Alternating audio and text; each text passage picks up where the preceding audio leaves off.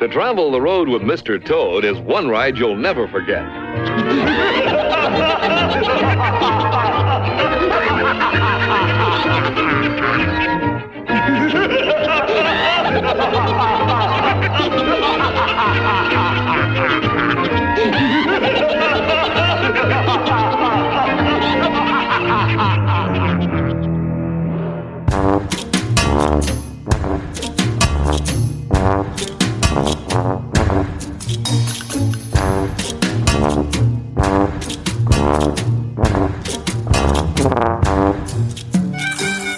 Hello and welcome to The Lowdown on the Plus Up, a podcast where we look at everyone's favorite theme park attractions, lands, textures, and novelties. We talk in, over, about, and through our week's topic, and then, with literally no concern for practicality, safety, or economic viability, we come up with ways to make them better. My name is Kelly McCubbin, columnist for the theme park website Boardwalk Times, and with me, as always, is Peter Overstreet, University Professor of Animation and Film History in Northern California.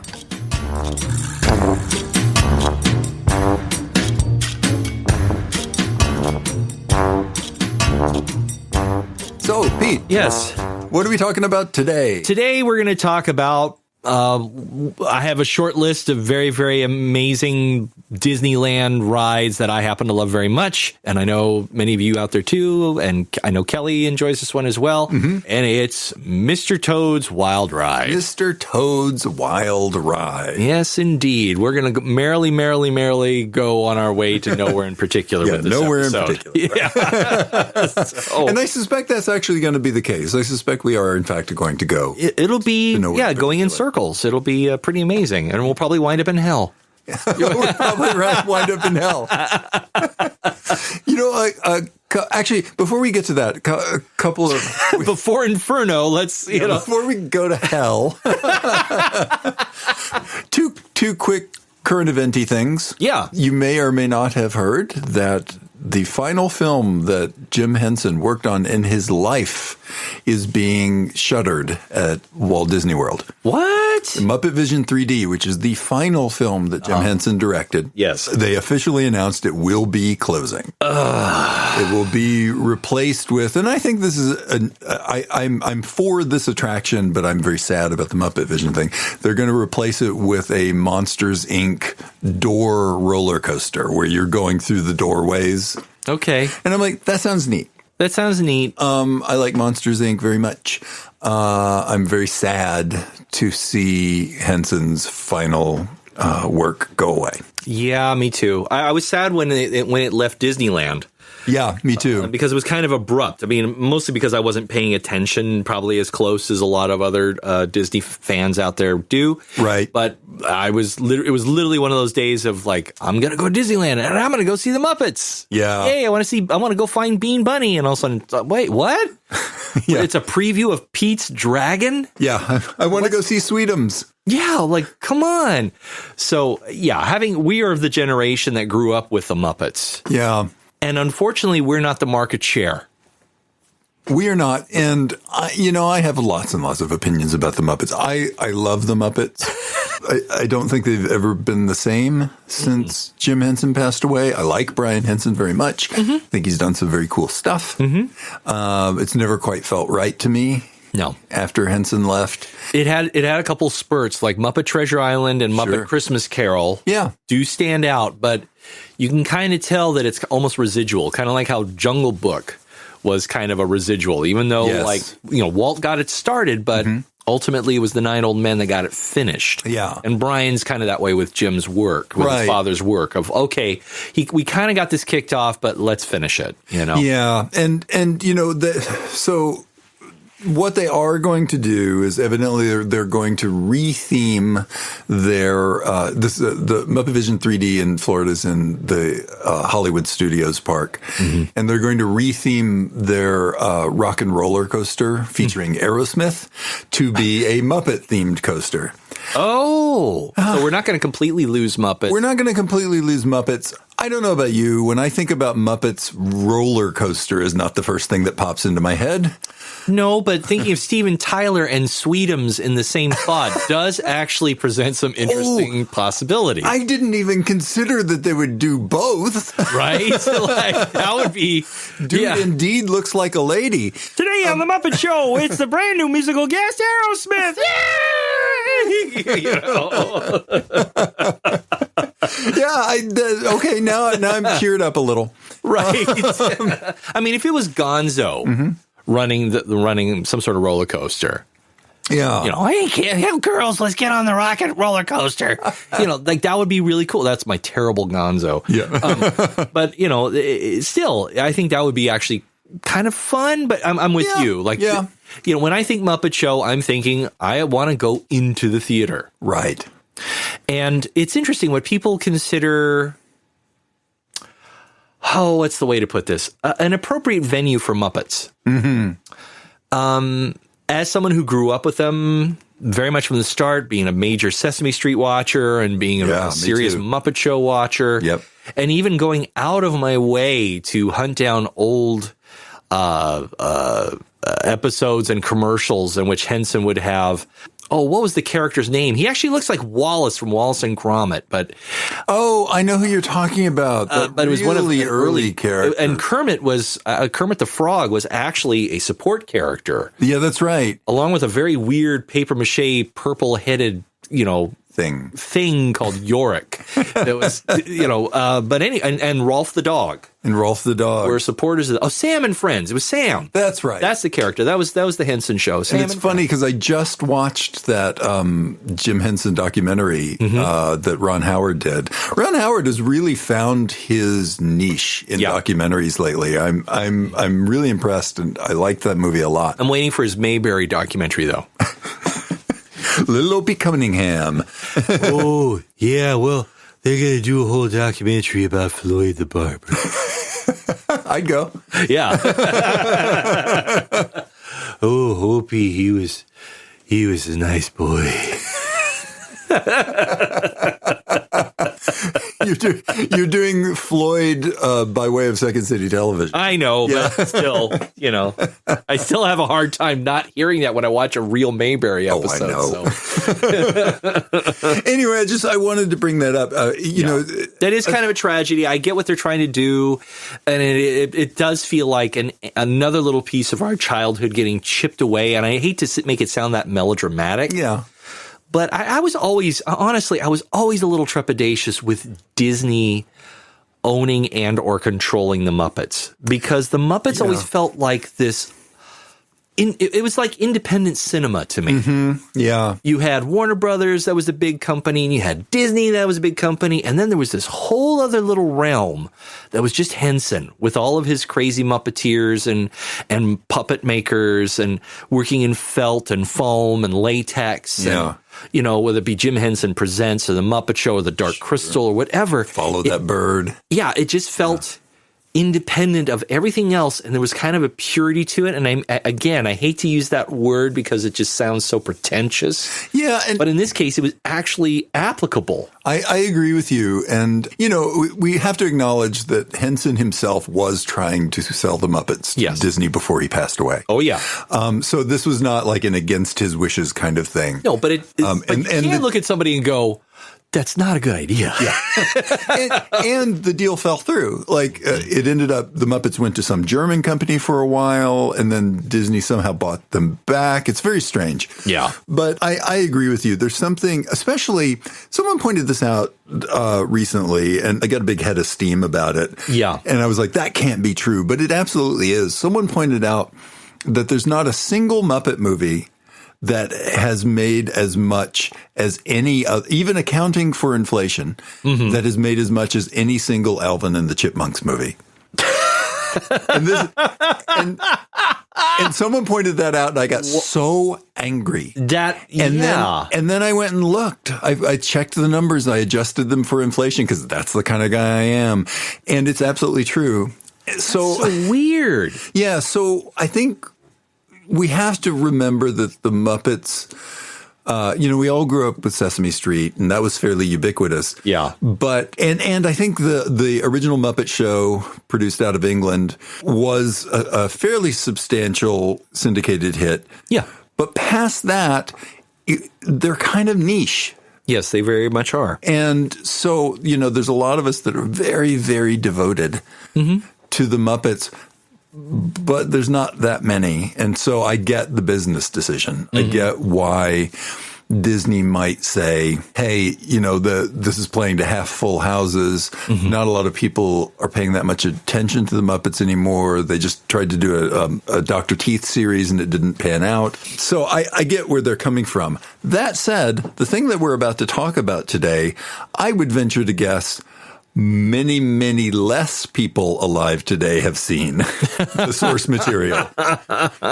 True. Because Very Mr. true. Toad's Wild Ride is very loosely based around a package film that Disney did post-World War II called The Adventures of Ichabod and Mr. Toad. Which is just a weird coupling of stories. Yeah. These two shorts that really didn't quite... They're kind of sort of held together with Basil Rathbone and Bing Crosby narrating them. And they're kind of saying, well, this is my favorite tale from where I come from. Yeah. Is Ichabod Crane. Well, and I will argue that the Ichabod Crane section is much superior to the Mr. Toad section. I like the Mr. Toad section. Yes, I get it. Yes, absolutely. I've talked to recently a fairly prominent other podcaster about what's going on at the Magic Kingdom in Florida. And he believes, and I've heard other people say the same thing, that the area that is currently Liberty Square in Florida, which backs into the Haunted Mansion, is not going to be Liberty Square for a whole lot longer and may very well become Sleepy Hollow. Oh, cool. And I'm like, that's neat. You have to go through Sleepy Hollow to get to the Hall of Presidents? Well, I think for many, many reasons that the Hall of Presidents is not long for this world. Just gather round while I elucidate. Well, that happens outside when it gets late. The Republicans and the Democrats and Ghosts and Banshee. Never mind, I'm going to stop. It was a good start. It was a good start, but it fell apart almost immediately. It was. I think the Hall of Presidents is a hot potato that Disney would like to drop. I'm right there with them. Yeah. There's only so much you can do with 47 mannequins. Our very, very first episode. Yeah. Great Moments with Mr. Lincoln. Yeah.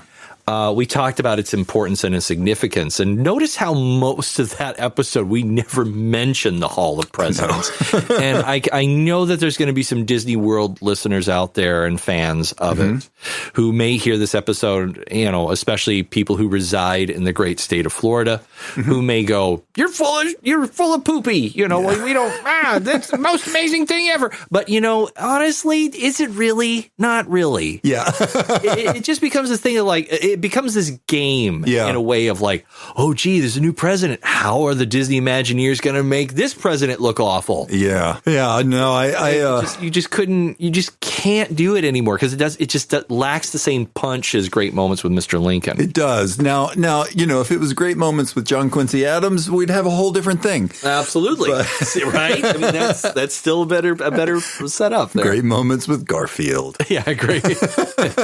Great Moments with Taft. He's just got to hold on a second. Let me get out of this chair here. Oh God. I'm already up. Okay. I'm ready. Okay. Taft is a little bit like Alfred Hitchcock. I'm noticing. A little bit. He's like that guy that you always see at a sci-fi convention who's got Nutter Butters in his fanny pack. He's one of those guys. That's how Taft talks whenever I hear it. Because we don't have any recordings of Taft, but we know what he kind of looked like. You know what sounds good right now? Nutter Butters. I know. I kind of want to get some Nutter Butters. We'll be right back after these messages. By Nutter Butter. Nutter Butter. You have to say it right. Nutter Butters. Nutter Butters. All right. So, anyhow, Hall of Presidents and Ichabod Crane. It's interesting that it starts off. Our story actually does start off with that film. because The Wind in the Willows is a marvelous story of all these shenanigans and adventures of Mole and Rat and Toad and all these other riverborn creatures in this little magical realm, even though they interact with real people, like humans. Yeah. For some reason, we're living in a world in the realm of The Wind in the Willows in which a toad actually has a seat in Parliament as a lord because he owns Toad Hall. You know, there's this long, illustrious family that owns this huge building out in the countryside by the river and all the other animals. Like, he's the landowner. That's how English society is kind of built around. Right. And you have McBadger and all these other, Ratty and Mole and the Weasels. Yep. But then he goes wandering off and he squanders it all by going into Mr. Winky's bar and buying a motor car. Oh, who hasn't been there? Yes. I mean, a motor car. He a bit of all right. Yeah.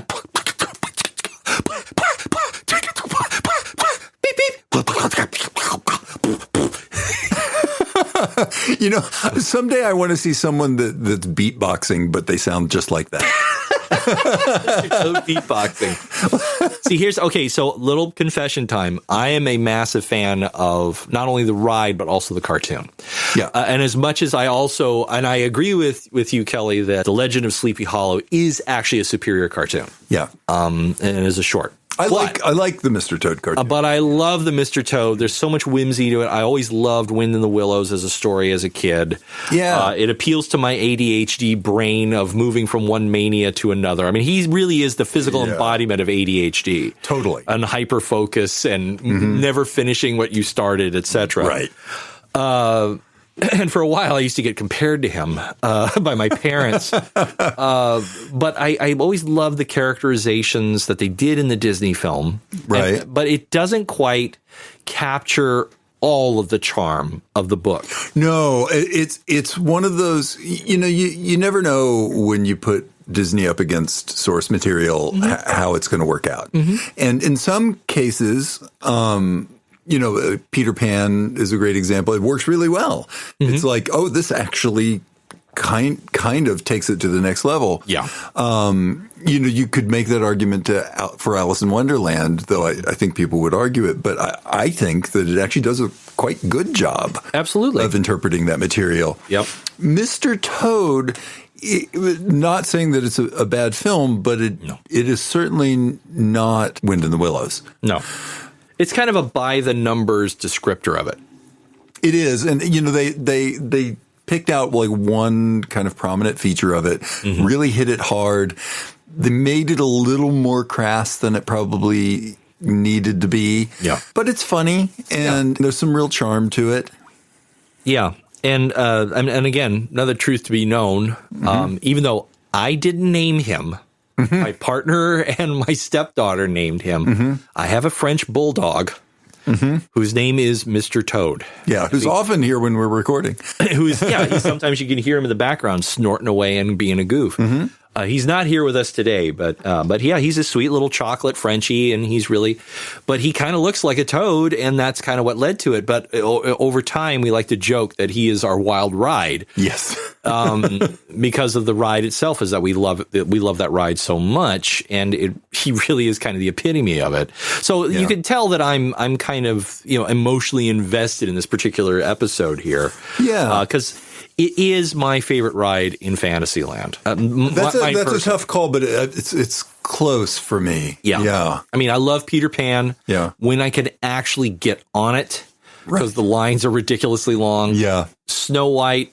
I love the Alice ride. The Alice ride is charming. They're all great, but if you really ask me which of those is your absolute favorite, I go, it's Mr. Toad. Yeah. And I think it's the madcap nature of it. Yeah. It is, it really is kind of neurodivergence in a ride form. It's like a sugar high and ADHD mania hitting you for a minute and 30 seconds where you're riding through and getting rattled back and forth, and you're pretending to steer this thing. Yeah. And you come out going, wait, it's over? That was quick, but you think it's longer than it actually is, but it's not. It's this really short little jaunt, and yet it really packs a punch. And you just say Mr. Toad, and everybody goes, ha ha. They think of the ride. They don't think of the cartoon that we were just talking. Oh, I think that's true. And the original ride when it first opened was literally 98 seconds. That's how long the ride was. It was expanded a little when they did New Fantasyland in '83, Tony Baxter's rework. Yeah. So it's a little over 2 minutes now. Yeah. But still. they didn't change much, which is interesting. I think there's some really interesting things about this ride. One is that Snow White is a book report ride. It's like scenes from the movie, you get to the end. Peter Pan is too.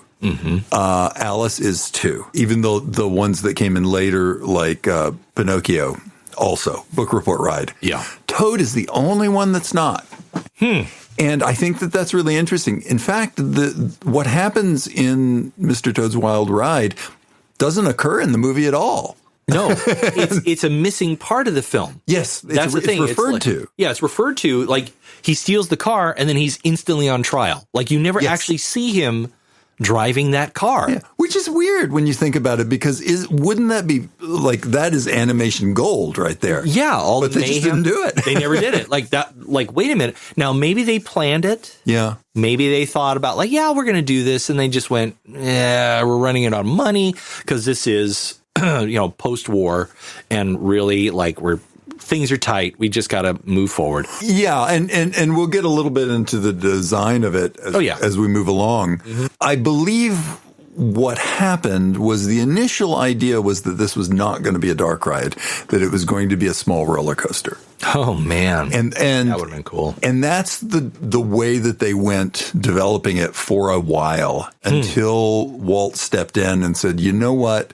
I want these rides to be for younger kids, and that's going to be too scary. And so they changed direction. But they kept the theme of the ride, which is, you're on a wild ride, which makes sense in the terms of a roller coaster. Sure. And it works very well in the sense of a very small dark ride. Yeah. Because it has the least area of anything in Fantasyland. But that works in its favor. Yeah. Because it has to get show scenes in, take very, very sharp turns. Yeah. It has to keep turning. The cars had a 4-foot turn radius. Oh, which gave it very little room. But the effect when you're on it is that you are driving like crazy. Yeah. Yeah. Yeah. I mean, the car only has like a 0.5 horsepower engine. It can't go fast, but it feels like it's going fast. It does. And part of it is just the claustrophobic nature of that ride. Yeah. And also, this ride is interesting because unlike Alice and unlike Peter Pan and unlike Snow White, this ride is more of a storybook than any of them, because most of the figures are two-dimensional. That's right. Even when they revised them and tried to make them more dimensional, they still kept the look of being two-dimensional. Yeah, I mean, which is interesting. It was a choice. Yeah, it was a direct choice, and part of it is probably space. Saving space so people couldn't reach out. I mean, they were getting sick of people spitting on the chairs or trying to steal Snow White's apple. But I'm sure Tony Baxter would have some insight on this. But yeah, everything just has this like two-dimensional quality to it, which I think maintains the you're in a storybook or you're in this cartoon a little bit better than having these dimensional animatronics of the Cheshire Cat or the Queen or things like that. So for me, I think that's part of its appeal is its gankiness, frankly. Oh, I two-dimensional totally agree. Gankiness of it. Yeah, I think its two-dimensionalness makes it feel a lot more like an older dark ride, which it is. But I love that feel. Like it's as you go through like the new Snow White or the Snow White from '83, they feel like something different, and I like them, but they feel different. Peter Pan feels very different. Alice in Wonderland, as it got more sophisticated, felt very different. But Mr. Toad feels like a classic dark ride, a really good one. Yeah. It's really, it's one of the best, actually. And the other thing I was going to point out, we've talked about this before, but You remember how originally when they opened the dark rides, the idea was that you were the character? Yes. And there was a lot of confusion among people about that. So eventually Snow White got put in the Snow White ride and Alice got put in the Alice ride and stuff like that. Mr. Toad, still, you are the character. That never changed. It was the only one where they kept it and it seemed to work. Yeah. I mean, there was a lot of, I mean, when you say that, it makes me think of kind of the stuff that they've been trying to do with the marketing of current IP materials in Disneyland.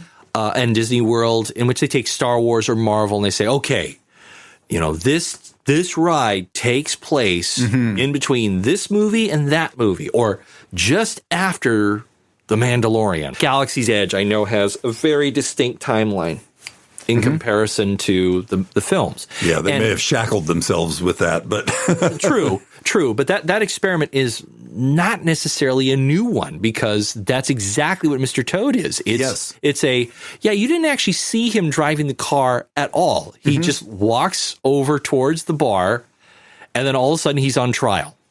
Right. What do you mean, wild ride? You never saw him drive the car. He bought it. He sold Toad Hall for it. Yeah. And so, the Imagineers must have had a field day going, let's actually see what he did in the car. Right. And so, that's this missing chapter. And frankly, it's more interesting than the actual material. And it has an alternate ending, because that ending is does it ever. Not what's in the film. This is...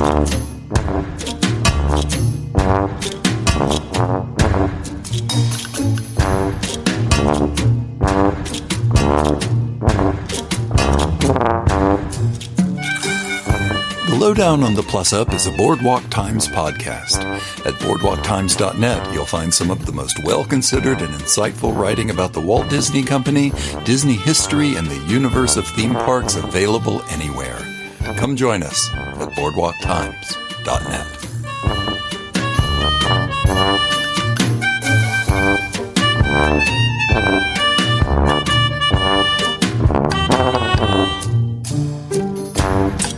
Cartoon, he gets away with it. In this one, he really doesn't. I saw a couple of different interviews about this ride, and they would ask different people that were involved, how did that ending come about? Like it's fabricated out of whole cloth. Like there's nothing in the movie that suggests that you get hit by a train, die, and go to hell. Right. Like there's nothing. Everyone just kind of said Walt was okay with it. And that's all Walt was okay with it. I kind of imagine Walt going, "You guys, all you guys, you've got to get this finished. So better get over there and get it finished." Yeah. Well, what am I supposed to do, Walt? I mean, you're totally pushing us. I mean, we haven't even started on Tomorrowland. You're taking up all this time. What are you going to do with us? You're just a grumpy old fart. Why don't you just go to hell? That's a great idea, Walt. We're going to take that. Let's just roll with that. Well, we do know a little bit about what happened here. The designs for the dark rides were made up by the Imagineers. Yes. And I want to go a little deeper into specifically one of them real shortly, but Claude Coats. And what happened was Claude Coats, who had worked on the film. Yes. Okay, he'd done backgrounds for the film. Walt came up to him and said, I would like you to make a model based on Ken Anderson's ideas and drawings of what this ride would look like. Oh, and wow. Coates was like, yeah, sure. So Coates had studied both architecture and art, so he was a pretty good choice for this. Yeah. And he makes the model, sends it off, and he thought that was the last he'd ever hear from it about it. But the company that was actually building these flats. Yeah. So Aero Development was building the vehicles and the ride system. Mm-hmm. The company that was building the flats for the Blacklight were the Grosh Scenic Studio. Oh, okay. But they were having labor problems. Uh-oh. So they were going to be able to finish Peter Pan and they were going to be able to finish Snow White. They were not going to make it on Toad. So evidently, one day, Claude Coats and Ken Anderson are standing in a room. Walt comes bursting in and says, Grosh says they can't finish Mr. Toad for opening day. You know the film better than they do. You guys do it. And walked out of the room. Whoa. Yeah. Holy. Man is in the forest. Yes. That's insane. And Coates became an Imagineer at that point and never really looked back. He did a little bit of sort of finishing up some projects he was working on. And after that, he was purely a Disneyland guy. Wow. I mean, his entire career changed at that point. That is bizarre. I can't imagine being put into that situation. Well, and especially like he's being asked to work in a medium he's never worked in before, which is ultraviolet paint. And we talked about the origins of it, but yes, imagine having never done it before and all of a sudden like being asked to hinge the whole ride on it. Right. You know, I mean, Claude Coats was like a really like calm, quiet guy. But, you know, I'd imagine like, I mean, at the time there wasn't any head shops. You couldn't just go in and get your own UV bulb and grab a blacklight poster and study it. You know, but I imagine Claude Coats, like, you know, in Mr. Toad's, you know, working away and painting and having a great time. But that's not what happened here. So, you know, it's like, okay, this is not going to happen. So I've worked in blacklight. Yeah. It's hard to master. Mm-hmm. I had to do a bunch of blacklight murals for haunted attractions, and once again, I will actually credit Claude Coates' work in Mr. Toad's Wild Ride and Peter Ellenshaw's work on the giant map of Disneyland that is UV reactive. Yeah.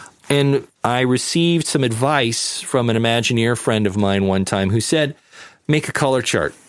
Start there. Like, because when you get a set of blacklight paints, they're all translucent. And so you have to start, you got to get a white, you got to get a UV reactive white, a normal black, and then you get a blue, a yellow, a green, a magenta. Yeah. And you get the spectrum, all of those neon colors. And sit down and take meticulous notes of what type of percentage, how much yellow you put in, how much magenta you put in, and start mixing quote, neon, unquote, colors. Try to mix a flesh tone in UV paints. Yeah. And it's hard on the eyes. You have to wear sunglasses or very, tinted glasses to protect your eyes working with UV lights. But it takes a while to get a hang of it. So I'd love to know what their time frame was, because without having any experience, getting straight into that is insane. Because the paintings, even the original ones, were amazing. And then you look at the ones from 83 that are still there. They're just extraordinary. Yeah. They're some of the best blacklight painting in the park, frankly. Just gorgeous. And what makes blacklight so useful there is because they were in such a small space, you could really, really, you could disguise where the walls were very easily if you focused your lights well enough. Yes. One thing I just learned just this morning, focusing the lights was a problem because they burn out like all lights do. Sure. So what would happen is people would come in, maintenance would come in and replace the lights, and they wouldn't get put back in place right, and it would screw the effect. Right. So Yale Gracie, the great special effects Imagineer, famous for the Haunted Mansion, figured out a way to lock them in place. Oh, wow. So that you could, because sometimes you have to turn them to replace them, but you would turn the light, replace it, and then turn it back, and it would snap into place. Oh, nice. So he designed a system so they would always go back where they needed to go. That's cool. Isn't that neat? That is really neat, actually. I mean, that sounds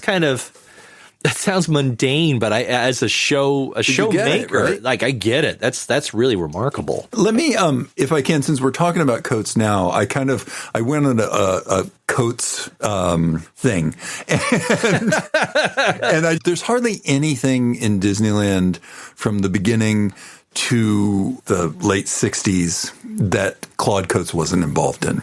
Sure. He might be the most fundamental Imagineer to work in the park. He works on everything. I would imagine so. I think because Claude apparently was famous for being very quiet. Yes. He's just one of those very quiet individuals who just is a go-getter. I've got a job. I got to do it. So, you and I talked about this before the broadcast of the Tencennial. of Walt showing Julie Ream around. Oh, no, I'd like you to meet Julie Ream. She's our tencennial. And Claude has got this great model of the Sea Witch. Yeah. And you actually, Claude, and he's, yeah, what is it, Walt? Yeah. Hey, how you doing, Julie? It's nice to meet you. Hey, could you tell Julie Ream a little bit about what they're going to see in the ride? And then it cuts to this shot of the model, and you hear, yes, well, they're actually going to have these pirates running around on the thing. So obviously someone like probably Ex Atencio had like, okay, let's get over to the recording studio, and we're going to record you. Which is Get right up on the mic there, Claude. It's interesting because, he was a soft-spoken guy as from every indication, but his life does not indicate that. No. Tell. Yeah, Claude Coats, he went to Los Angeles Polytechnic High School. He was good friends with Imagineer Lee Blair. Lee Blair actually wrote something in his yearbook. Nice. Now, Lee Blair is a guy he's a really interesting guy, a wonderful watercolorist. But there's another thing, much to Lee Blair's own chagrin, that is more famous about him, but we'll get to that in a second. So Coates studied architecture and painting there, became a watercolorist like Blair was. He was a member of the California Watercolor Society, which Lee Blair was president of for quite some time. But at a certain point, Claude Coats decided that the light in Japan was probably really interesting. Okay. So he got a job stoking the boiler on the SS President Cleveland so he could sail to Yokohama. He did. Supposedly, according to his son, Alan Coates, he showed up for one day on the ship. I guess he was just going to show up and ask for a job, and the people on the ship were like, "Hey, who are you? We don't He was need like these." 6'7" or something. He was a big guy. Yeah. And he got there, and realizing that they might not let him on the ship, he said, "The captain owes me money." And supposedly nobody working on the ship liked the captain, and they thought that was pretty plausible, so they let Claude Coats on. Great. He got a job stoking the boiler. He went to Yokohama. He ended up going to Shanghai. Wow. Just so he could paint. Wow. He came back with exhibitions of paintings. Wow. I mean, this was not a shy guy. No. He ends up coming back. He gets a job working for MGM. He's an assistant art director on musicals. He does design for the great Ziegfeld. He meets Herb Ryman and Ken Anderson there. He meets another Disney artist, Phil Dyke, who was at Chenard, which Claude Coats had started doing some studying at, which Lee Blair was also at. Yeah. Phil Dyke evidently gets him in at Disney, where he starts doing background work. Oh, wow. So here's the first three things that he works on to do background work on. Okay. He does Pluto's Judgment Day. Oh, wow. Little Hiawatha. Okay. The Old Mill. I mean, and you can see those backgrounds in your mind, right? Oh, yeah. They're so beautiful. They're extraordinary. The background caves of Pluto's Judgment Day. Oh, my God. The greens and the purple. Like, everybody paints hell with yellows, reds, and oranges. Mm-hmm. They never do it with pink and purple and green. Right. And yet it looks ridiculously sinister. Oh, it's so great. And of course, The Old Mill is maybe the only cartoon short ever told in background. Right? Yeah. Everything else is kind of, whatever. Yeah. It's the background is the story. But then he worked on, he did the backgrounds for the wishing well scene in Snow White. Wow. He did backgrounds for Ferdinand the Bull. He did Geppetto's Workshop. Those are all his drawings. He worked on The Sorcerer's Apprentice, The Pastoral Symphony. He worked on Dumbo, Saludos Amigos, The Three Caballeros, Make Mine Music, Fun and Fancy Free, Melody Time, The Adventures of Ichabod and Mr. Toad. Yep. And then he worked on Cinderella. And by the time of Cinderella, he was working with a different Blair. He was working with Lee's wife, Mary. Yay, Mary Blair. And at that point, the visual style of the Disney studios changed, mostly because of Mary Blair. Oh, yeah. Probably, Lee Blair was a brilliant artist. Mary Blair was a genius. I think it was two factors that changed the style. We had mentioned this before. Yeah. Actually, I think we talked about this briefly in the previous episode, actually. Episode 13, in which, yes, Mary Blair very much defines the post-war years. Yes. However, I also think there was a new sensibility that had crept in to animation in general, and that was due to Stephen Basusta's studio of UPA. Yeah. So you combine UPA's abstractionism and simplicity in design with Mary Blair's exquisite color work. Yeah.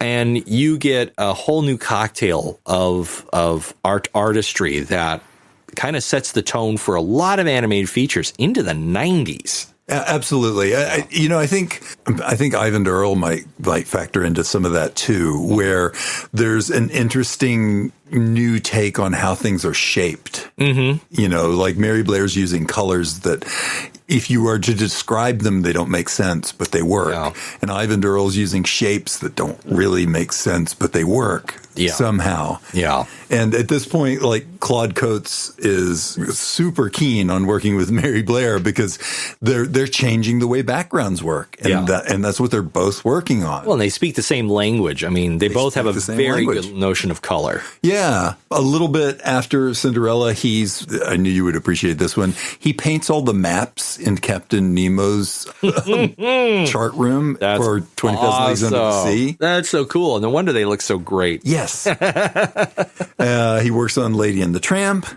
and that's about when Mr. Toad's Wild Ride happens. Nice. And from that point on, he's a theme park guy. He goes from, take that whole list of things that he worked on. These are foundational animated pieces. Yeah. And he's no longer an animator. That's so wild. And he was thrilled. He liked it. Of course, yeah. It's a new medium to work in. Right. Yeah. That's really cool. Yeah, and so Claude Coats and Ken Anderson ended up painting all of those flats. Wow. And the original Mr. Toad was purely flats. There wasn't a three-dimensional object in there. Yeah, no. Including the demons at the end, everything. They were all everything was flat. Yeah. Then they painted that big mural in the queue. They did that together. Yeah. The flats were all, this is interesting, I thought. The flats were all painted in this building that they called the Special Effects Building. The Special Effects Building was this corrugated steel building that was built entirely for Bob Matty. Remember him from the Jungle Cruise episode? Bob Matty. The guy that built all the Jungle Cruise animals as well as Bruce the Shark from Jaws. But that building was specifically for him to do special effects for 20,000 Leagues.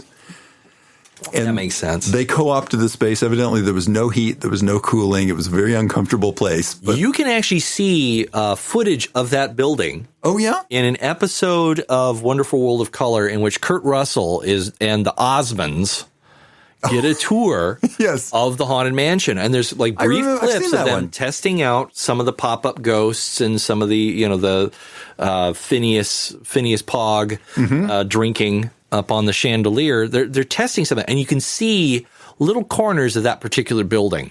Yeah, and because you can see the corrugated walls in the background. I'll have to watch it. I have a copy of that. Yeah, and it's really. I mean, and Kurt Russell, doing his best, bad, Disney's World of Color puns. Yes.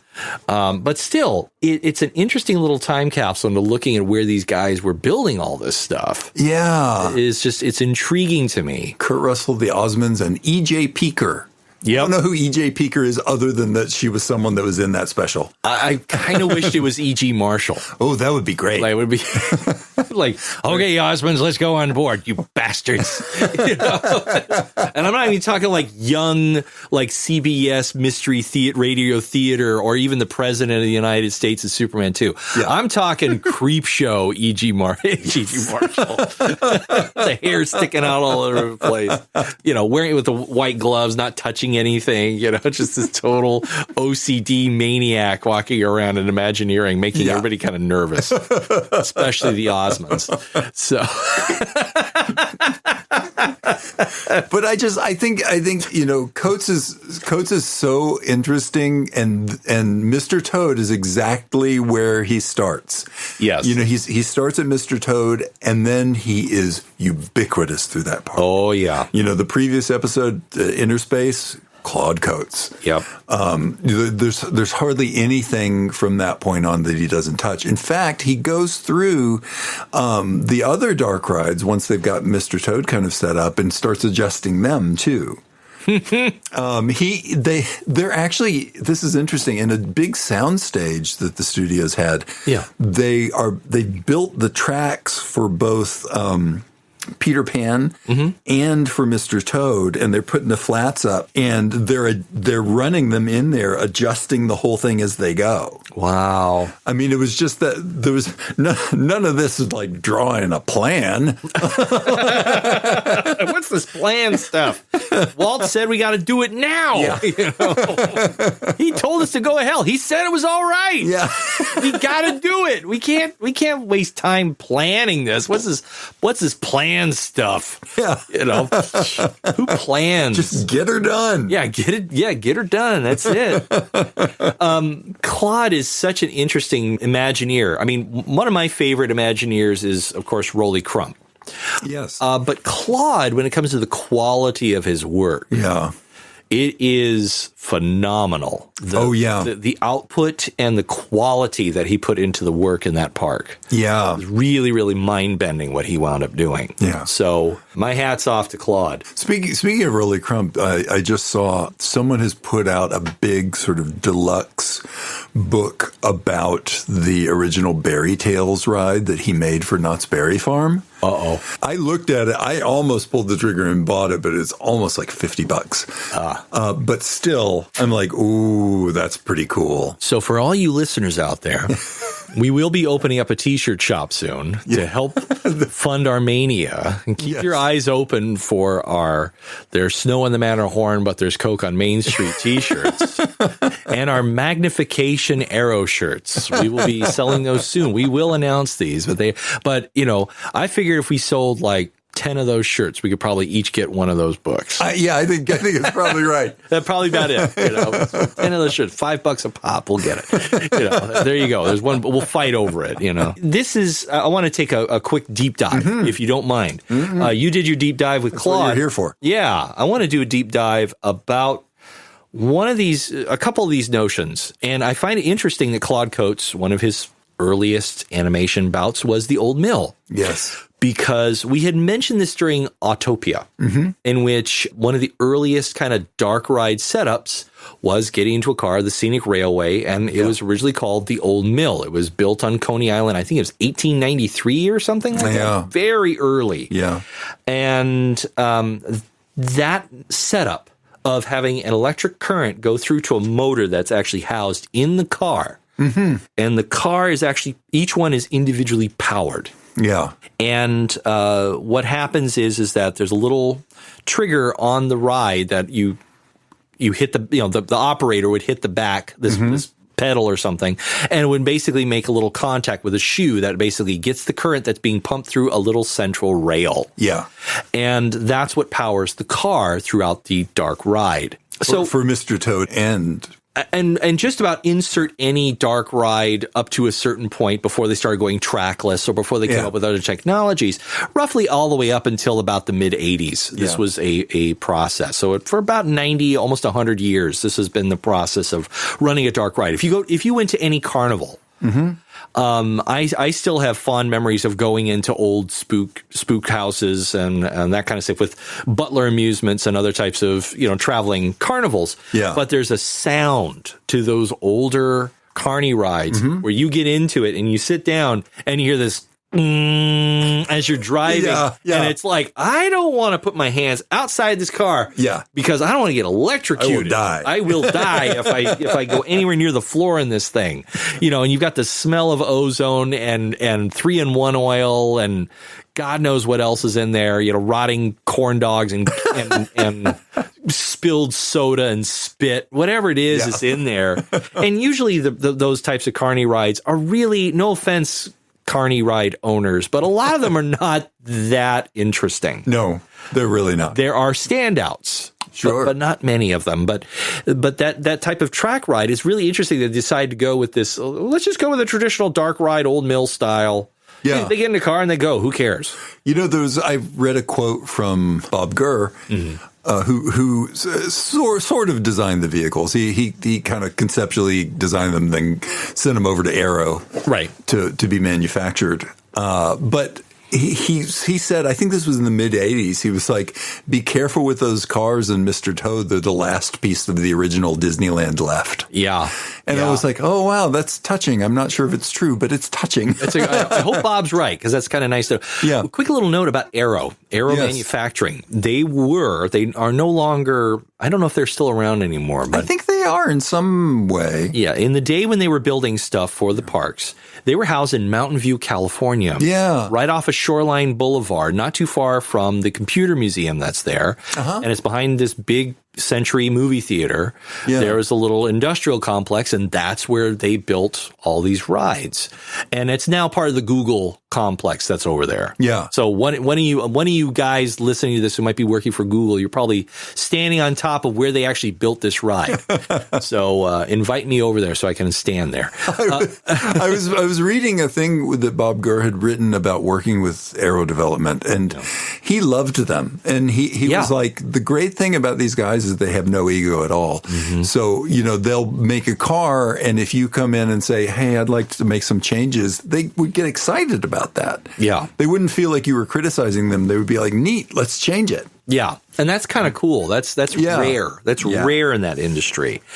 Okay. So the other part that I want to talk about, we already kind of covered the dark ride thing. I don't want to delve too much. We all know what a dark ride is. Yeah. The thing I do want to cover is the interesting fact that we go to hell. And here's which is truly the thing that most people remember about this. Yeah. At the end, you die.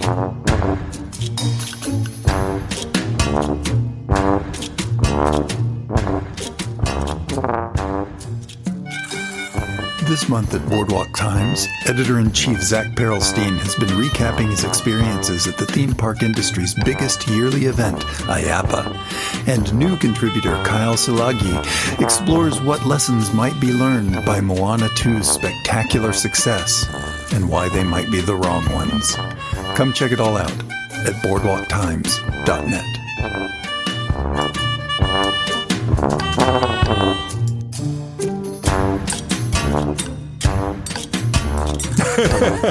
And here's which is truly the thing that most people remember about this. Yeah, at the end, you die. Right. Like, there are 2 Disneyland rides in which you actually die.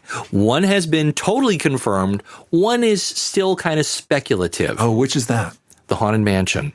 Oh, yeah. I had a conversation. Lucky me, I got to go to lunch with Tony Baxter and Mr. Tim O'Day. Thanks to Mr. O'Day. And during that conversation, I actually said, I've always speculated, and I wanted to ask you, do you die on the Haunted Mansion? And he goes, oh, absolutely. You get pushed out the window by the bride. That's why the Doom buggy turns backwards and is going downhill. It's simulating you falling in slow motion out the window. And so it's supposed to give you the impression that you have been pushed out the window and you fall to your death and you land right outside the graveyard. And for a moment, you have an out-of-body experience. Neat. Where you are going through the graveyard going, this is what awaits you. But when you go back with the hitchhiking ghost, it's the moment of, oh, I'm back in my body again. Okay, time to go home, but, beware of hitchhiking ghosts. Right. So you're still touched by them. Like, that's why you can see them in the mirror with you, is that you're still in that mid-range of live or dead. And I thought that's brilliant. That's actually great. But that's never been like the official word. But also, that's Tony Baxter's interpretation. That's Tony. of it. Yeah, and it's kind of my interpretation. That's what I like to have with that. Oh, let me ask you. Maybe you know this, and I can confirm it later if you don't. But Sure. Was Baxter Claude Coats' apprentice? Was that the relationship? I believe he was. Okay. I thought I heard that. And that would make sense, again, because of Claude's sensibilities and Tony's very much overlap. Yeah. And also their artistic abilities overlap a lot. Yes. So that would make perfect sense. Yeah. And if they weren't, we'll be happy to correct it. But I believe you are correct in that. So this notion of hell, going to hell, this is the ride that is definitely confirmed. You get hit by a train. Oh, yeah. And you die and you go to hell. And the devil, which looks a lot like the barrister, comes out. And that was added. Like the original ride through, it was just demons, and then they added the barrister devil. Yeah. And then the last iteration, they added dragon that looks like he's about to breathe fire, but then just coughs. Yeah. Yeah. The imps are there. All these marvelous little details. Going to hell has been a pursuit in themed entertainment for people for a long, long time. There's a long tradition. And so when people say, oh, it's the first time you go to hell on a ride, not true. This tradition of entertainment in which you are dealing with the infernal goes as far back as I can tell, and it probably even goes back even further, but it actually has its origins in the Middle Ages. With mystery plays. Yeah. These plays that are kind of morality plays that usually are a way to proselytize and bring people over into the fold of the Catholic Church. Yeah. In order to show you that the torments of hell are terrible, but as long as you are free and able to accept Christ as your savior, there you are. You can join in. And the mystery plays were usually performed on a small traveling stage with a mouth of hell backdrop with the 7 deadly sins printed upon it, and they would perform all these plays on it. Yeah. It's a fascinating play format, but when it becomes an entertainment, when it goes beyond just, frankly, the mystery plays are more like propaganda. Yeah. But when it becomes an actual entertainment, this happens in France during the Belle Epoque era. Okay. So this is when all the great Bohemian artists, the Impressionists like Toulouse-Lautrec and Henri Matisse and all these other people are milling around and being bohemians. Yeah. On the Montmartre, not too far from the Moulin Rouge, there was a 2-story building that had a huge demon mouth that you could walk through to enter. Ooh. And it was the Café L'Enfer, the Cafe of Hell. And you entered into the mouth of this demon, and they had all these devils with pitchforks and stuff festooned all on the outside. I've heard about this before. This is familiar to me, but I can't think of why. It's probably one of my conversations with you in the past, because I'm fascinated by Parisian entertainments like this. This is one of my favorite things. There was a lot of these entertainments. So they were built for and by the bourgeoisie. So these were entertainments for people who were of the middle and upper middle class of Parisian life when they wanted to feel like they were slumming it. Yeah. But do it in a safe manner. Right. So they would come to the red light district, which is essentially where the Montmartre was. Yeah. This is also where the Grand Guignol existed in late 1880s and lasting into the 1960s. Yeah. Finally shutting down 1963. But the Café L'Enfer, you would go in and people were dressed as devils. Yeah. More like Mephistopheles than, say, John Lovitz in a red sweatpants outfit. Yeah. But still, they would, call you sinners, and you would be, and they wafted out this scent of sulfur, and you went to this underground manufactured cavern with these devils looking down onto you, and they turned up the heat, so it was always extra warm in there, and which was a bonus, especially in the winter for Parisians who were like walking home, they're a little drunk for too much absinthe and can dancing at the Moulin Rouge. Let's go to the Café L'Enfer. I'm cold, let's go burn in hell for a little bit, Which they also did, of course, with the last scene in Mr. Toad. They ended up, that would be Tony Baxter, like turning it up in 1983, turned up the heat in that room. Absolutely. And there is the slight pungent smell of burning in that room. Yeah. A little bit of sulfur and a little bit of like burning wood. You kind of go, wait a minute, that's kind of cool. And the Café L'Enfer was interesting. to a degree because it really dipped into Parisians' love for the macabre. Yes. In a future episode, we will eventually do the Haunted Mansion. Yeah. And we got to work up to it. And we are working up to it because that is such a Mondo Boffo thing, and everybody knows everything about it. So we're trying to find a way how to deep dive. Yeah. But part of my deep dive, I'm already going to kind of give you a little preview, is talking about some of the competition of the Café L'Enfer, in which there were other cafes that did macabre things. And I'm just going to leave it there. Okay. Because if I do anything more, I'll just totally go down the rabbit hole. Right. Or the toad in the hole, if that was the word. But there is another entertainment that comes out roughly about the same time in San Francisco. Okay. In 1896, they had the Midwinter Fair. Yeah. And there are photographs of the exterior of this place, but no photographs of the interior. Okay. And it was a ride that was just called the Inferno. Dante's Inferno. And it's this humongous demonic head with really big. Yeah. Demonic head with these bat wings sticking out the side, and you had to crawl underneath the teeth in order to get swallowed by this demon. And they had all of these dioramas of scenes of devilish torture. Yeah. Based a lot on these stereograph cards that were very popular at the time called Les Diableries. Now, let me explain what the Les Diableries is. Yeah. There was a form of basically 3D photography called stereography. And it's basically two lenses and a prism on the inside of the camera that splits it so that way they're the exact proportionate distance as the human eye. Yeah. Thus, when you take a picture, you're actually taking two photographs just slightly left or right from each other. And if you look through a special viewer, and you adjust it through some lenses, it will actually give you the illusion that you're looking at a 3D image. Yeah. And stereography goes back to the 1870s. There are pictures of the Civil War in stereoscope. So, it's really amazing. It's older than the 1870s. It goes back to the Civil War era. Have you heard, this is a quick aside, Brian May. You beat me to it. Yeah, the guitar player from Queen, put out a book of vintage stereoscopes and designed and built a stereoscope to go in the book. Yep, I own a copy of it. It's a fabulous. Oh, do you? Yeah, Dr. Brian May's Diablerie. I got to come over. I will. I will totally bring it over. It's a lot of fun.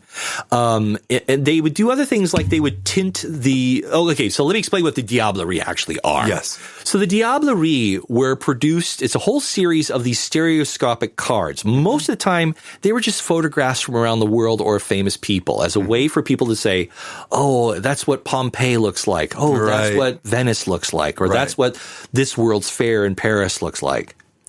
The Diablerie are unique in which they are very much the great-grandfather of, not the Etch-a-Sketch, the Viewmaster. Oh, the Viewmaster. The Viewmaster. Yeah. The Viewmaster. Because there were three artists all working independently. They were competitors, and they built these large, elaborate scenes out of clay and wood and paper mache of devils and skeletons in different macabre and humorous poses and situations. Yeah. Like the Library of the Devil, and there's all these skeletons reading books, and there's a devil whipping one with a copy of some sort of feminist novel. Seriously, there was a lot of political commentary, a lot of it aimed at Napoleon III. Yeah. And then some are more humorous than others. The most prolific of these artists produced well over 170 of these things. But none of these models exist. They were built to be photographed and destroyed. And that was it. Obviously, it's very obvious that he made molds of these skeletons and pressed clay into them and pulled them out and then posed them how he wanted to and just let them sit. Right. And he may have recycled some of the skeletons, but he made these very elaborate, beautiful girls that he would hand sculpt and then just destroy them. Oh, wow. Because to him, it was industrial waste. It's like, I don't have room in my studio to keep all this stuff. So he would get rid of it. Yeah. And they're I used to own about a dozen of these things when I was a kid. They got destroyed in the Loma Prieta earthquake, sadly. But they were fascinating. And I had one that was even better, which is related to Claude Coats' UV paints, in which these artists figured out that if you paint the right or just the left side, and you painted the eyes with a brilliant red dye, it would make the eyes vibrate and protrude as if there's a glowing red eye staring at you from these skeletons. Neat. And Dr. Brian May, because he is an astrophysicist, he actually publishes both the black and white and the hand-tinted versions in this book. So if you can get your hands on Les Diableries, edited by Brian May, it is well worth it. There's a couple of other authors who worked on it, but he's the major contributor to it. And it comes with an owl. It comes with a viewer that you can actually look at these things in stereo, and they're incredible. Oh, that's so neat. So this attraction, Dante's Inferno at the Midwinter Fair, based a lot of their scenes off of Les Diableries. And so they made it look just so you were walking through a stereoscopic thing, but lots of forced perspective, lots of little automaton, very simple movements, almost like whirligigs where a devil's being, whipped. And you were stepping through all these different little scenes of hell. And apparently it was like one of the biggest sellers at the Midwinter Fair. Along with the War of the Worlds ride in the exact same place where they built a ride based on, we talked about that. We did, before. But unfortunately, I've only seen photographs of the exterior of this thing, and I fell in love with it. I went, I have to see this. Right. Problem was it only lasted for several months, and then it burned down because one of the special effects that they hadn't quite figured out yet was how to make realistic-looking artificial fire. Yeah. So the entire attraction was rigged with gas panels. Oh, no. That would actually have flames in front of the dioramas. Oh. So you were looking at these dioramas through an actual curtain of flame. Yikes. And unfortunately, it burned down tragically. So we have no record currently. Maybe somebody out there has one. If you do and you're listening, please send us a photograph. I would die to see what the interior, at least one part of this would be great. Right. But some of that notion of they would also have sulfur, very much like the Café L'Enfer. Yeah. You were stepping into hell, and people would come out, smoking and having a great time, and coughing away. And of course, you have a lot of tradition of this infernal entertainment in a lot of dark rides, like on Coney Island, in Salt Lake City's amusement park pier, all of them. They all tend to have this type of dark, morbid approach. And at some point, something infernal is going to happen. And this grows very, very popular throughout the Prohibition era. Oh, I bet. Yeah. Because you've got people like the Salvation Army, and you have the Prohibition movement basically saying, "Oh, don't drink the devil's urine. You gotta, that kind of stuff." Yeah. So there's a lot of, be good and don't misbehave or you're going to go to hell. Yeah. And then it just goes away. Yeah. It just vanishes, this type of approach to amusements, except for Mr. Toad's Wild Ride. Yeah, it's interesting, and I would actually isn't it? make the argument that with a couple of exceptions, perhaps in like virtual reality rides or not necessarily virtual reality rides, but rides like, projected motion rides like Star Tours. Right. There's not many out there that actually take you to hell. No. Not like this. And I would make the argument that Mr. Toad's is kind of the last of that movement. Yeah. That starts with the Café L'Enfer and it ends here at Mr. Toad's Wild Ride, of all things. Which is a ride for children. Right. Which it's still going on. I was going to mention real quick, there's a book. It was a really great book I read a couple of years ago by Elizabeth Hand called Curious Toys. Yeah. And it's set entirely around a sort of tunnel of love that has like demons and Satan and stuff. And it's a book where Henry Darger is a character who helps someone solve a murder. Oh, wow. But it's interesting because they go into a lot of detail of how the ride works and how the demons work and stuff. It's really neat. If you're that's so kind cool. Of thing. That's really, really cool. So that's my deep dive of in the history books.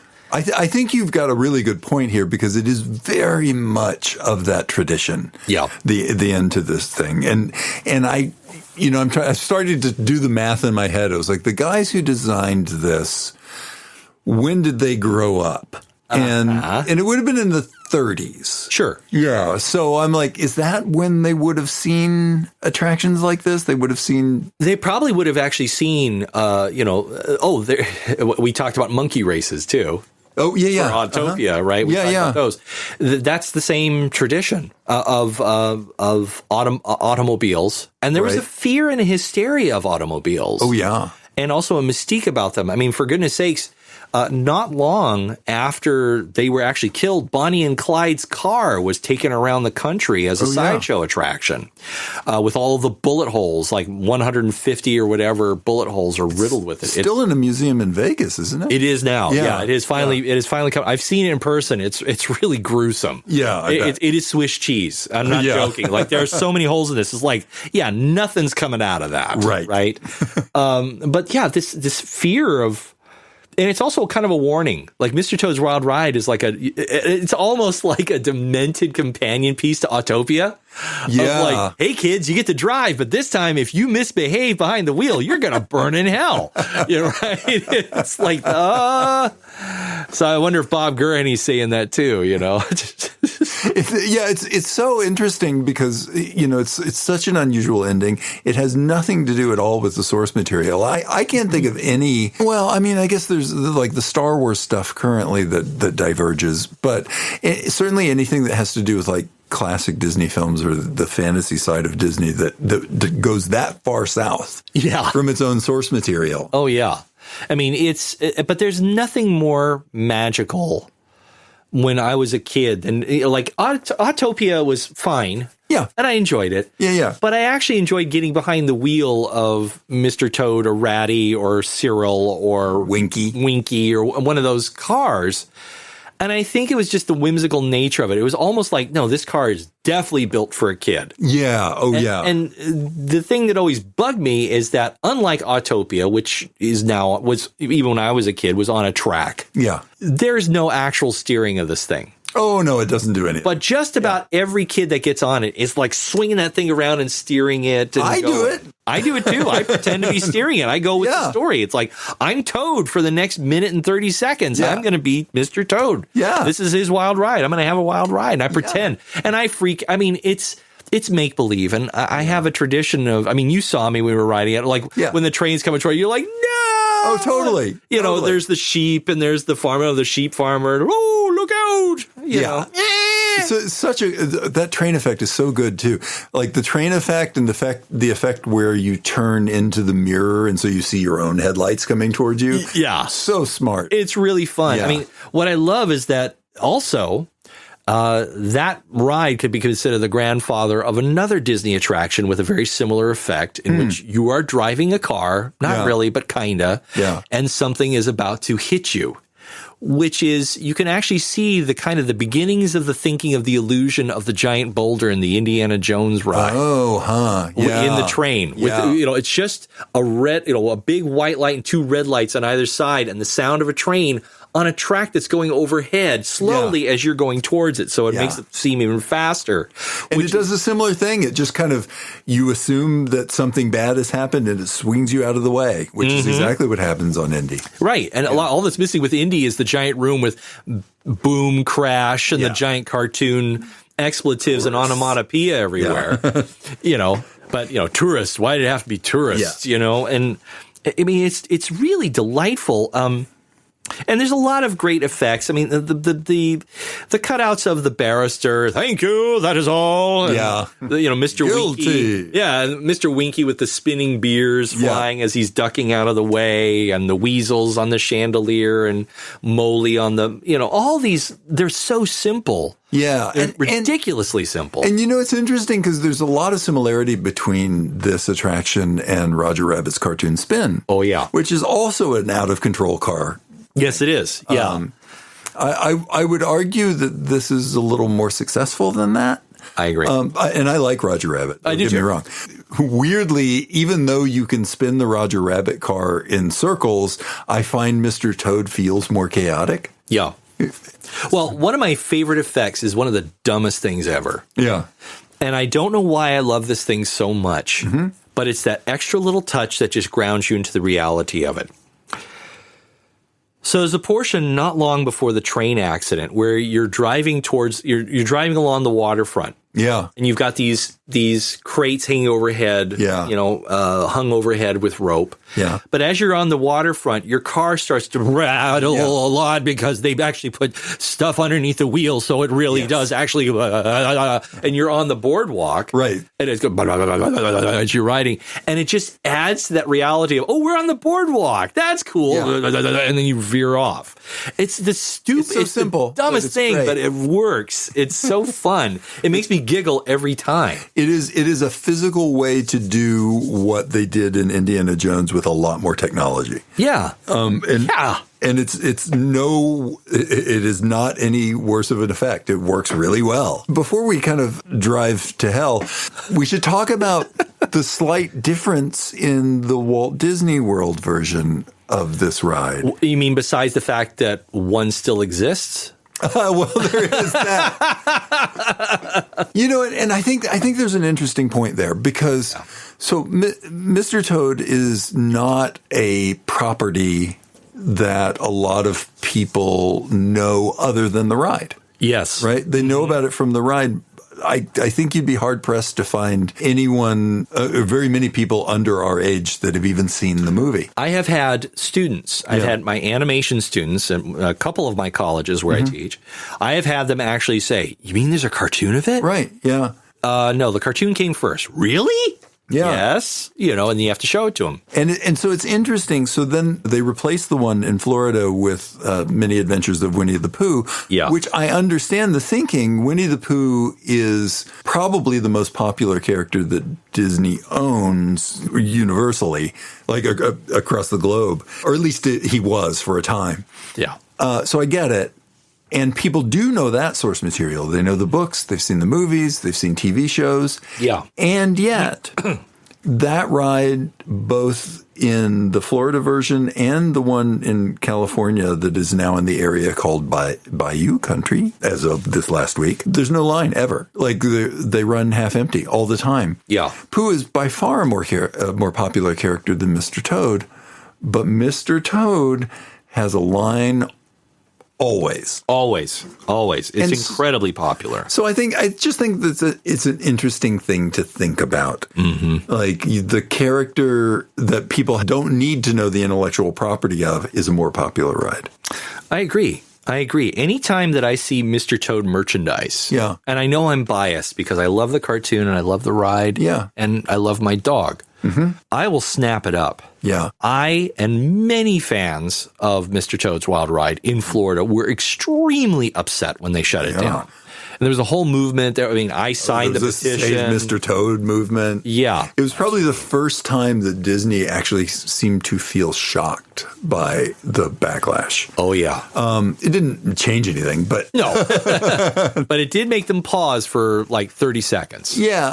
And it put them in a position where they made it mean something a little bit more. They let people show up and, wear their Save Mr. Toad things, and they made sure people got to ride it, and they knew that it was important to people. Yeah. One of the interesting things about the Florida version and this also is interesting too, because, ostensibly you shut it down because it's not popular, but when it opened, there's actually 2 tracks in the Florida version. Yeah. So you could do 2 different Toad rides. Whoa. There was a left track and a right track. And the reason for that is that Mr. Toad was notoriously low throughput for people. Sure. You could get about 700 people an hour. Yeah. Top. It was so popular in California when they opened it in Florida, they said, well, let's just make 2. Huh. They share some scenes. Yeah. So, you would go, if you were on the right track, you'd see a scene from one angle, and you're on the left track, you'd see a scene from another angle. They also had scenes that were completely unique to each track. Oh. That kills me. Yeah. So you could ride it twice and see different things. See, that I miss. Yeah. That really, because I never actually got to see the Florida one. Yeah. Never actually got to ride it. When I went, the Winnie the Pooh ride had already been put in. I did do it, but I have very little memory of it. Yeah. I was very young. Yeah. I think Mr. Toad's Wild Ride has some advantages over a lot of its Fantasyland counterparts. Yeah. The ride kind of transcends the original IP. to the point where audience members go, like my students, you mean there was a movie before this? Right. Yes, absolutely. Yeah. And I think that's one of its advantages. Mr. Toad is its own little slice. Like, I don't remember this. Yeah. Ooh, let's see what happens. So you really do get surprised by what's going to happen. Like, wait a minute, we went to hell? Yeah. Wait, that's not that. And you constantly see people laughing because I think it's that bewilderment of like, wait a minute, this was supposed to be a kid's ride and all of a sudden I'm in hell. Yeah. Like, that's insane. People come out of that ride with such joy on their face. They really do. Yeah. And I do every time. Unfortunately, I got really badly injured on it one time. Oh, no. Yeah, I got rear-ended. Because the brakes on the ride behind me and the car behind me did not work. So I actually got whiplash on Mr. Toad's Wild Ride. Oh, no. Yeah. The park was very nice about it. They took care of us. They were very apologetic because they knew it was an accident. So they were giving us no, we're going to take you over to first aid, make sure you're okay. Yeah. And, we got a lot of goodies as, please don't sue us. And, but I couldn't ride a lot of my favorite rides for the rest of that trip because my neck was just so messed up and my poor chiropractor had to work on me for months. But that doesn't take away my love for it. It was just an accident, Yeah. But even then, I still rode it a couple more times. Like the poor ride operator saw me coming. They're like, oh, no. Are you sure you want to come back on this? I'm like, yeah, I still love the ride. It was just an accident. Let's go. It's not going to happen again. And I come out, I love this ride. This is great. And it's, sometimes you have to wait 15, 20 minutes to get on it. Which is fine. It's fine. It's not Peter Pan where you're waiting 3 hours. Yeah. But it's still fun, So I think now, with that in mind, I think we need to move on to the next part of our show, the last part of our show, in which we plus it up. Yes. And as I recall, last time I went first. So I'm now going to graciously allow you to. Graciously. Hey, he says it with such venom. That's the part that I like. Okay. So,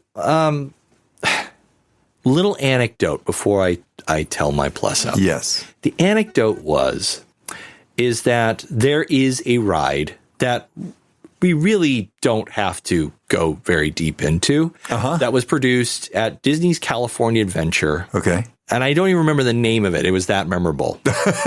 But basically, it was part of the Hollywood experience. And it was like you were riding in a limousine. Oh, Superstar Limo. Superstar Limo. Okay.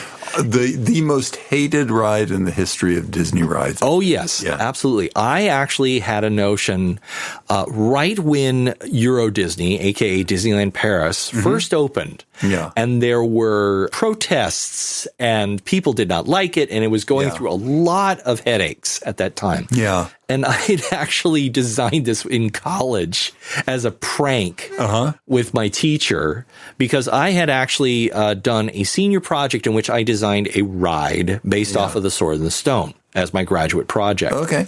But as a prank, I designed a ride called Michael Eisner's Wild Ride. And you drove around in a kind of a Benny the Cab Mercedes-Benz. And the whole thing would be like his trials and tribulations as the CEO of Disney. And so you go through like a couple of like yes men or like, welcome to Disney, Mr. Eisner. Right. And you go through the double doors. And that's actually, if you watch ride throughs of Superstar Limo, that's kind of what it's like. It kind of is. But also like, you have, there's a scene in which you're driving through the streets of Paris and you've got all these, flat, black lit Parisians going, Americans go home. We don't like the Mickey Farmers Mouse. are throwing tomatoes at they're you. throwing tomatoes. And then you see the Eiffel Tower falling down, all this kind of stuff. You turn another corner and all of a sudden you're a hockey puck at a Mighty Ducks, game and stuff. It was, it was a total goof on it. But I think a plus up, this is one of those rides where, do we really need to do something to this? I don't know. Yeah, it's tough, right? It's tough. Like I love the two-dimensionality of it and the gakiness of it. But my plus up actually has something to do with two things that were mentioned earlier in this this particular episode. I was about to say broadcast, but we don't actually broadcast. Man, am I a child from the 1980s, in which we mix Berry Tales Okay. Yeah. A little bit with the 2-track notion of Mr. Toad's Wild Ride in Florida. Okay.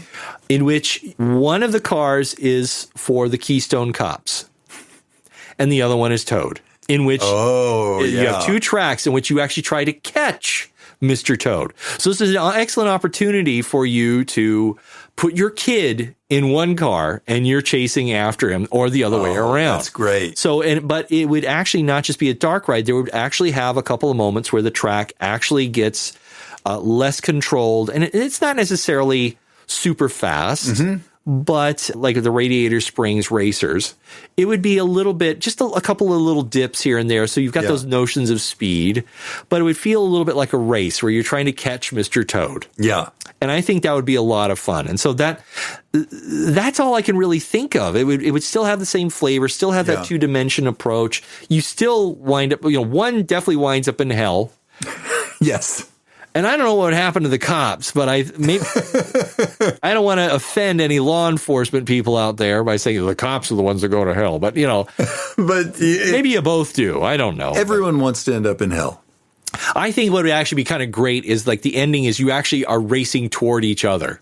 Ooh, and so yeah. the actual smack is this really quick 180 degrees, and there's an explosion between the two of you going, bah, bah, bah, bah, bah, blammo. Like there's a scrim behind you, and you actually have one of those, one-way, two-way scrims. So you actually see bam and crash, and you're actually rushing toward each other like the mirror effect at Mr. Toad. But you're actually going, oh my God, we're really going to crash. Yeah. And then you both drive through hell. Yeah. Now, I think that would keep it equal.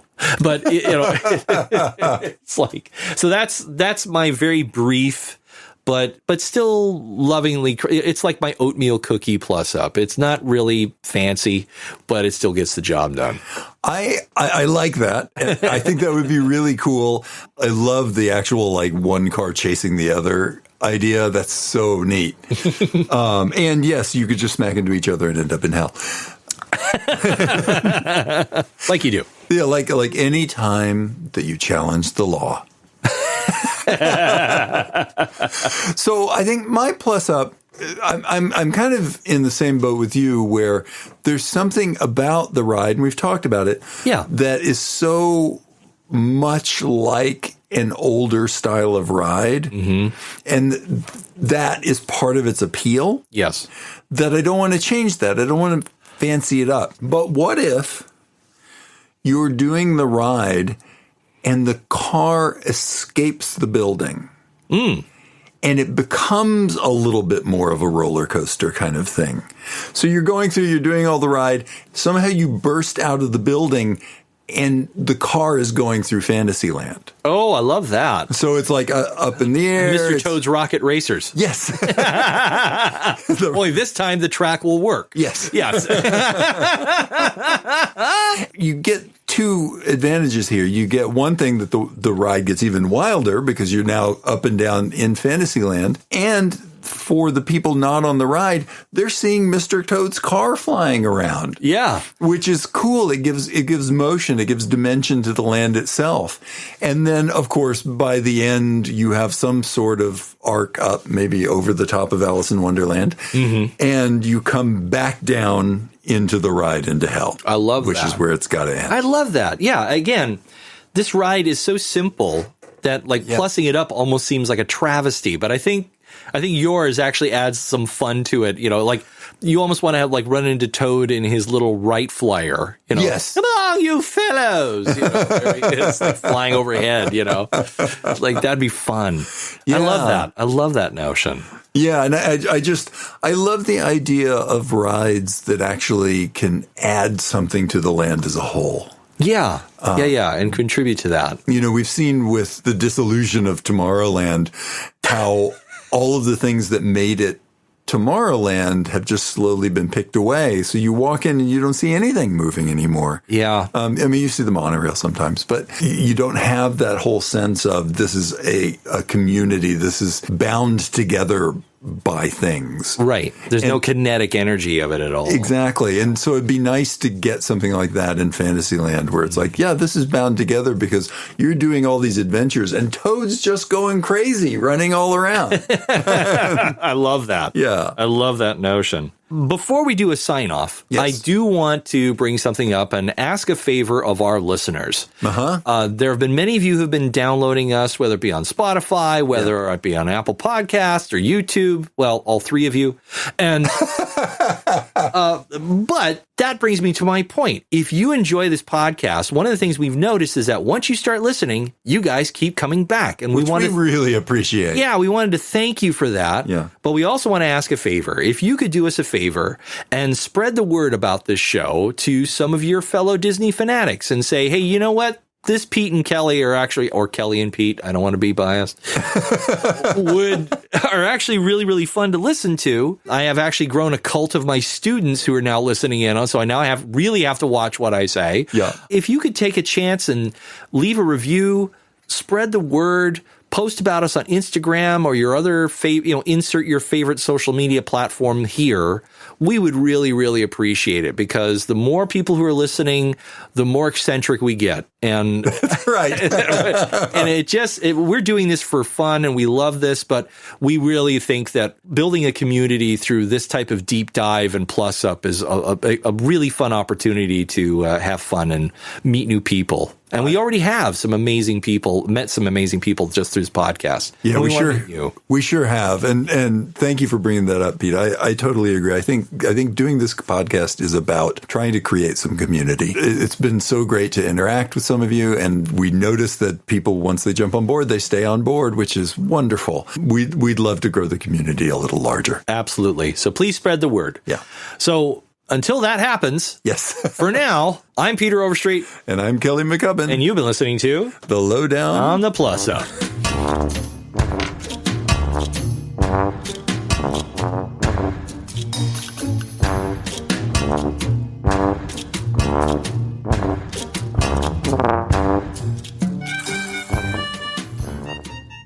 We hope you've enjoyed this episode of The Lowdown on the Plus Up.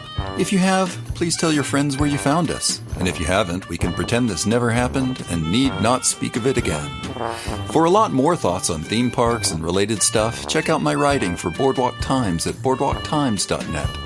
Feel free to reach out to Pete and I on our Lowdown on the Plus Up Facebook group or send us a message directly at comments@lowdown-plus-up.com. We really want to hear about how you'd plus these attractions up and read some of your ideas on the show.